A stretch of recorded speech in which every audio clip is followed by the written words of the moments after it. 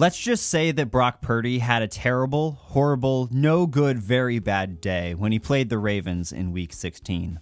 So how did Mike Macdonald make sure that happened?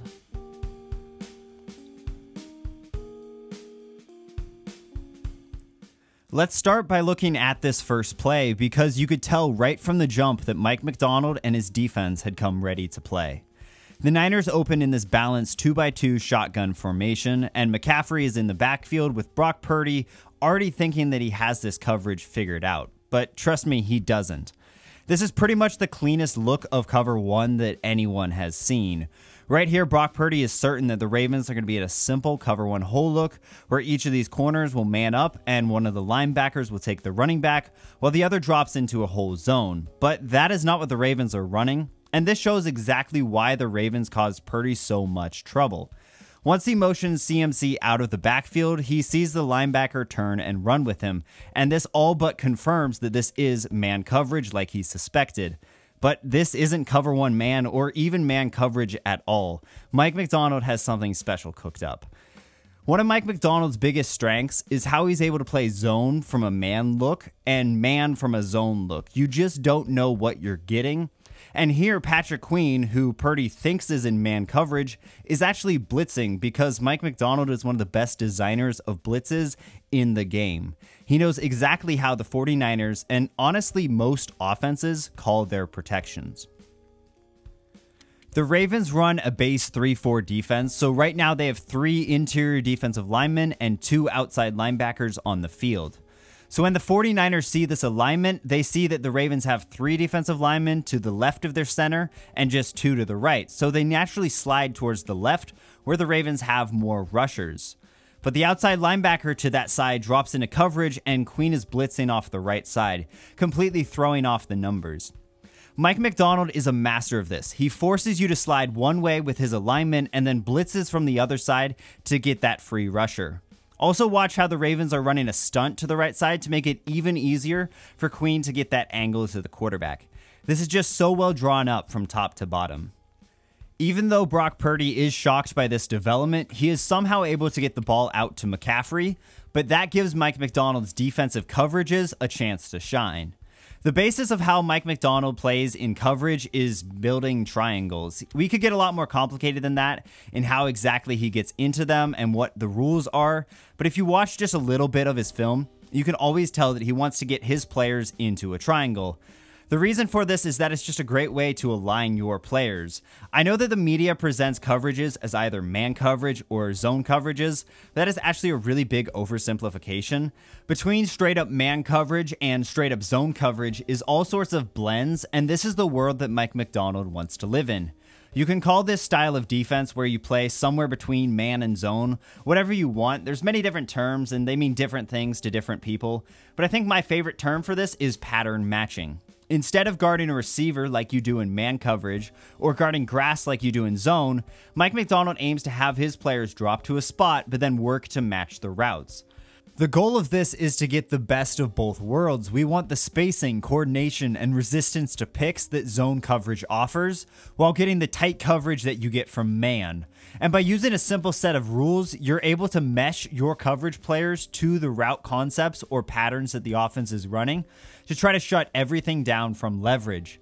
And that is exactly what the Ravens are running here. You can tell that this isn't quite man coverage because Kyle Hamilton isn't running with a receiver and his eyes are back towards the quarterback. But it also isn't zone coverage because this top corner has already matched to Kittle as if it's in some form of man.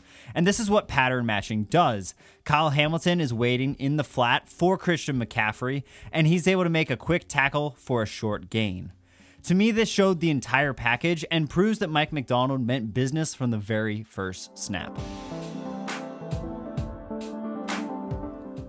Let's now explore one of Mike Macdonald's favorite coverages, the cover 6, and I want to talk about why it's so good. The Ravens ran this coverage the second most in the entire NFL, and I would expect that the Hawks are going to run it a ton more in 2024. Let's look at this play that highlights the power of this coverage. This is actually the same coverage that the Ravens got a pick off of earlier in the red zone, but now they're facing the Niners around the Baltimore 30-yard line. The 49ers are in a balanced 2x2 formation, and the Ravens respond with a fairly nondescript look. They're in a 4-2 front with Kyle Hamilton walk down playing as a third linebacker of sorts. The first massive advantage of cover 6 is how you can disguise it. Cover 6 is simply running cover 2 to one side and cover 4 to the other side. And Mike Macdonald does a great job of ensuring that the offense doesn't know where he's going to roll his coverage. Or in other words, what side will be cover 2 and what side will be cover 4. And this means that the quarterback has to read out the coverage in real time, and whenever you run this coverage, it just gives a slight advantage to the defense. Let me pause this when Purdy is looking to throw. He starts out by looking towards McCaffrey, but he sees that he has 2 guys on him, so he moves on. To the bottom of the screen, there also isn't anything open. The goal of this defense is to have tight coverage and coverage that surrounds the receiver. Remember, this is pattern matching zones instead of just straight up zones. Look at Kittle right now. Both the corner and the safety have eyes on him, and he's really surrounded by like 4 defenders. This route is dead practically no matter where it goes, and this is the perfect balance of zone and man, so there's nowhere to go with the ball. When Purdy gets to the check down, the ball gets batted down. But honestly, this has already been a massive win for the defense in taking away everything downfield that the Niners had drawn up. Alright, but let me show you another really cool trick that Mike Macdonald had up his sleeve to stop this 49ers offense, and somehow also got the Ravens a pick. I'm working on an entire video about how he defends the run, but what you need to know right now is that if you have 2 deep safeties, your numbers in the box are not good. Here, Mike Macdonald shows one of his answers, which is bringing a run blitz. Against this rather heavy formation from the 49ers, the Ravens only have 4 down defensive linemen, which means that they're really susceptible to an inside run. So let's watch how Mike Macdonald gets really creative to solve this problem. The edge player up top, instead of working to gain contain like most edge players do on run defense downs, he instead stunts inside to help stuff the run in there. Now, why is he able to do this? Who's going to guard the edge? Well, actually, the corner is coming from the top of our screen because he's blitzing. So now he takes over the edge contain. The safety to the top of our screen is now rotating to pick up Debo in coverage. And I just think this is a really clever way to solve your numbers issues in the box. Almost every modern offense has some sort of RPO element built into them, which means that if the quarterback gets a certain look, they have the license to abort the play and make a quick throw. Here that means throwing this bubble screen up top to Debo. And trust me, Mike Macdonald understands this, and he anticipated that this would be a bubble screen if he brought this blitz. And that is exactly why the corner isn't crashing down to stop the run. He's actually mostly playing the RPO bubble screen because he knows that it is coming. To get an extra body inside, Mike Macdonald stunted his edge player, blitzed his corner, and then rotated his safety. And this is exactly what elite defensive play calling is. He built a trap into his coverages and into his defensive systems to exploit the 49ers specific rules. And this is exactly what it looks like when your defensive play caller is out there making plays with his innovation and creativity. I just can't wait to see this in Seattle next season. All right, this is the last play that we're going to look at, and it's probably my favorite because it shows just how much damage Mike Macdonald did to Purdy's confidence. This came late in the game and basically sealed it, as the 4th and long stop right after this basically made the Niners give up. So this was pretty much the game on the line right here. It's 3rd and 11, and I love how Mike Macdonald gets aggressive because he knows that a stop here would all but win him the game.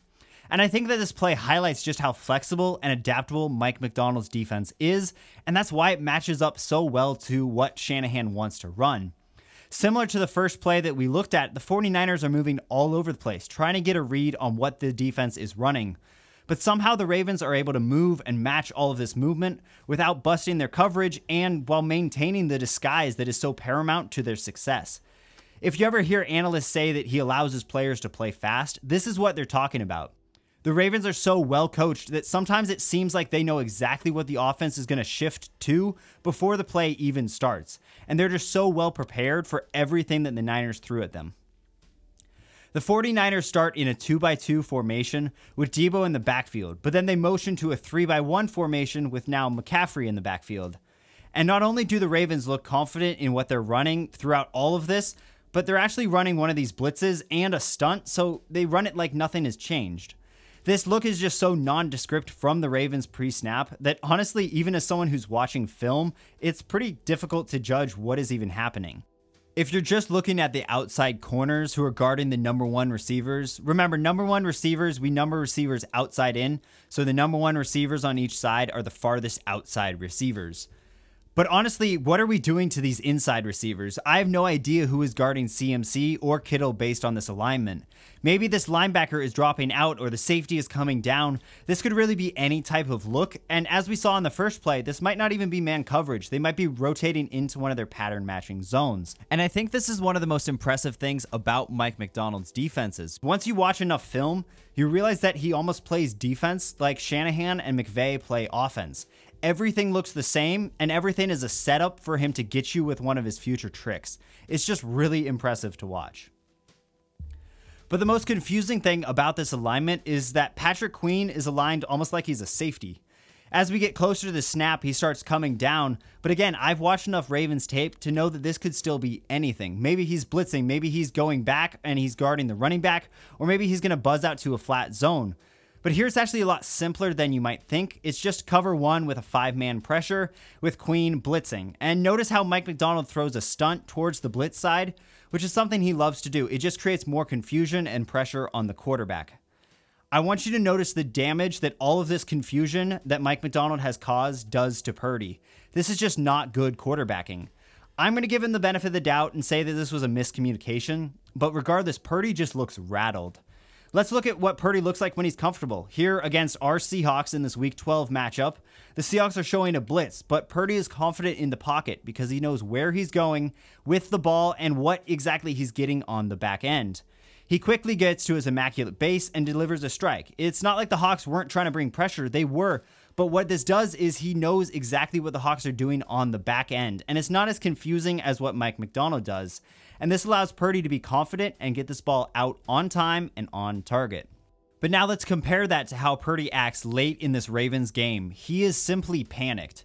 It is possible that this is even just a wide miss because Purdy's footwork is just so terrible. He's basically bailing away from the pressure right when the play starts, even though it should hypothetically be blocked up. Remember, there's no free rusher here. This is just Purdy panicking, not trusting what he's seen in front of him, and bailing out of there immediately. He has enough time to set his feet just like he did against the Hawks, but he doesn't think he does because Mike Macdonald has sped up his clock. He makes a rush throw that's more like a fadeaway, and this is just terrible footwork and balance, all courtesy of Mike Macdonald. Will the 49ers adjust? Of course they will. Kyle Shanahan is one of the brightest minds in the game, and I think he's going to have some answers for next time. I'm really excited to see these duels between Macdonald and Shanahan twice a year. But at the end of the day, I think Mike Macdonald's defenses are built to stop these systems. They're so well coached on how to shut down outside zone, which by the way, they took that away for most of the day.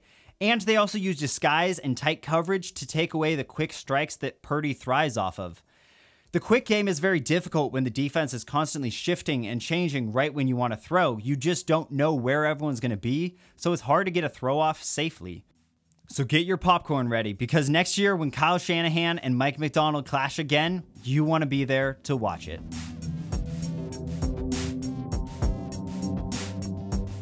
Thank you so much for watching. If you made it to this point in the video, please consider liking and subscribing to bring this content to more fans like yourself. I really appreciate it, and I will see you in the next video.